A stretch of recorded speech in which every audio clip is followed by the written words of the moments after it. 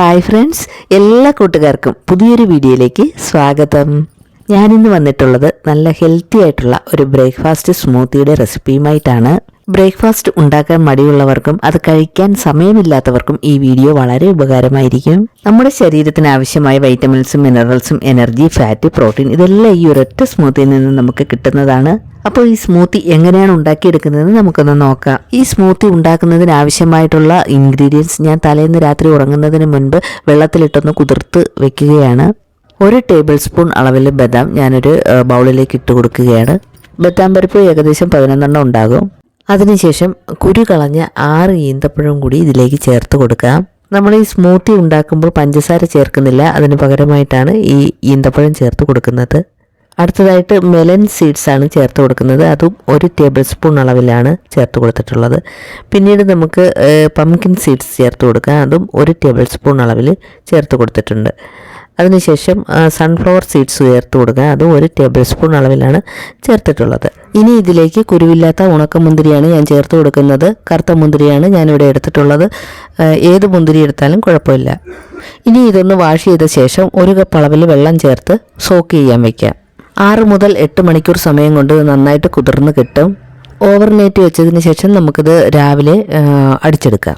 അപ്പോൾ ഈ ചേർത്ത് കൊടുത്തിരിക്കുന്ന ഇൻഗ്രീഡിയൻസിൻ്റെ മുകളിൽ നിൽക്കത്തക്ക വിധം വേണം വെള്ളം ഒഴിച്ചു കൊടുക്കാനായിട്ട്. കുതിർന്ന് വീർത്ത് വരുന്നതിന് വേണ്ടിയിട്ടാണ് ഇങ്ങനെ ചെയ്യുന്നത്. ഇനി ഇത് അടച്ചു വയ്ക്കാം. നമ്മളിതിൽ ചേർത്തിട്ടുള്ള പദാർത്ഥങ്ങളിൽ ഒരുപാട് ഗുണങ്ങൾ അടങ്ങിയിട്ടുണ്ട്. പ്രത്യേകിച്ച് സൺഫ്ലവർ സീഡ്സിൽ നമ്മുടെ തലമുടിയുടെ വളർച്ചയ്ക്ക് ആവശ്യമായിട്ടുള്ള സിങ്ക്, ഒമേഗ 3 ഫാറ്റി ആസിഡുകളൊക്കെ ഈ സൺഫ്ലവർ സീഡ്സിൽ അടങ്ങിയിട്ടുണ്ട്. കൂടാതെ ഇതിൽ വൈറ്റമിൻ ഇ അടങ്ങിയിട്ടുള്ളതിനാൽ നമ്മുടെ സ്കിന്നിനൊക്കെ വളരെ നല്ലതാണ്. സ്കിന്നിൻ്റെ ഭംഗിയൊക്കെ വർദ്ധിപ്പിക്കാനും സഹായിക്കുന്നു. Vitamin B1, B3, B5, B6 അടങ്ങിയിട്ടുണ്ട്. പിന്നെ ഇരുമ്പ് ധാരാളം ഉള്ളതിനാൽ വിളർച്ചയെ ചേർക്കുകയും ചെയ്യും. അങ്ങനെ ഓവർനൈറ്റ് ഞാനിത് വെച്ചതിന് ശേഷം ഒന്ന് തുറന്ന് നോക്കുകയാണ്. ഇതെല്ലാം നല്ലതുപോലെ കുതിർന്ന് പൊങ്ങി വീർത്ത് വന്നിട്ടുണ്ട്. ഇനി ഇത് മിക്സിയുടെ ജാറിലേക്ക് മാറ്റി കൊടുക്കുകയാണ് അടിച്ചെടുക്കുന്നതിന് വേണ്ടിയിട്ട്. വെള്ളത്തോടെ ഞാൻ കോരി ഒഴിച്ചു കൊടുക്കുകയാണ്. അരയാൻ ആവശ്യത്തിനുള്ള വെള്ളം ഇതിൽ നിന്ന് തന്നെ ഞാൻ ഒഴിച്ചു കൊടുക്കുകയാണ്. നമ്മൾ ജ്യൂസറിലൊക്കെ അടിച്ചെടുക്കുകയാണെങ്കിൽ വെള്ളവും പാലും എല്ലാം കൂടെ ചേർത്ത് നമുക്ക് അടിച്ചെടുക്കാവുന്നതാണ്. ഞാനിവിടെ മിക്സിയിലാണ് അടിച്ചെടുക്കുന്നത്. അതുകൊണ്ട് ഇതൊന്ന് നല്ലതുപോലെ അരഞ്ഞ് കിട്ടണം. അതുകൊണ്ടാണ് ഇങ്ങനെ ചെയ്യുന്നത്. ഇനി ഇതിലേക്ക് 2 ചെറുപഴവും കൂടി ചേർത്ത് കൊടുക്കാം. ഞാനിവിടെ ചെറിയ 2 പൂവമ്പഴമാണ് എടുത്തിട്ടുള്ളത്. അത് ചെറുതായി കട്ട് ചെയ്ത് ഇതിലേക്ക് ചേർത്ത് കൊടുക്കുകയാണ്. ആവശ്യത്തിനുള്ള പാലും കൂടെ ചേർത്ത് കൊടുക്കാം. ഞാനിവിടെ 1/4 കപ്പ് അളവിലാണ് പാല് എടുത്തിട്ടുള്ളത്. ഈ സ്മൂത്തി ഉണ്ടാക്കുമ്പോൾ നിങ്ങൾക്ക് കുറച്ച് ലൂസായിട്ടാണ് കിട്ടേണ്ടതെങ്കിൽ പാലിൻ്റെ അളവ് കൂട്ടിക്കൊടുക്കാവുന്നതാണ് കേട്ടോ. നന്നായിട്ടൊന്ന് ബ്ലെൻഡ് ചെയ്ത ശേഷം നേരത്തെ സോക്ക് ചെയ്ത് ബാക്കി വന്ന ആ വെള്ളം കൂടി ഇതിലേക്ക് ചേർത്ത് കൊടുത്ത് നല്ലതുപോലെ ഒന്ന് അടിച്ചെടുത്ത് ഒരു പാത്രത്തിലേക്ക് മാറ്റി കൊടുക്കുകയാണ് ഞാനിവിടെ. ഇനി ഈ മിക്സിയുടെ ജാറിലേക്ക് ബാക്കിയുള്ള പാലും കൂടി ചേർത്ത് ഒന്നും കൂടി ഒന്ന് അടിച്ചെടുത്ത് ഇതിലേക്ക് ചേർത്ത് നല്ലതുപോലെ ഒന്ന് കലക്കി യോജിപ്പിച്ച് കൊടുക്കാം. പാലൊക്കെ നേരത്തെ കാച്ചി വെച്ചിരുന്നതാണ്. നല്ലതുപോലെ ഒന്ന് ഇളക്കി യോജിപ്പിച്ച ശേഷം നമുക്കിത് ഗ്ലാസ്സിലേക്ക് മാറ്റി കൊടുക്കാവുന്നതാണ്.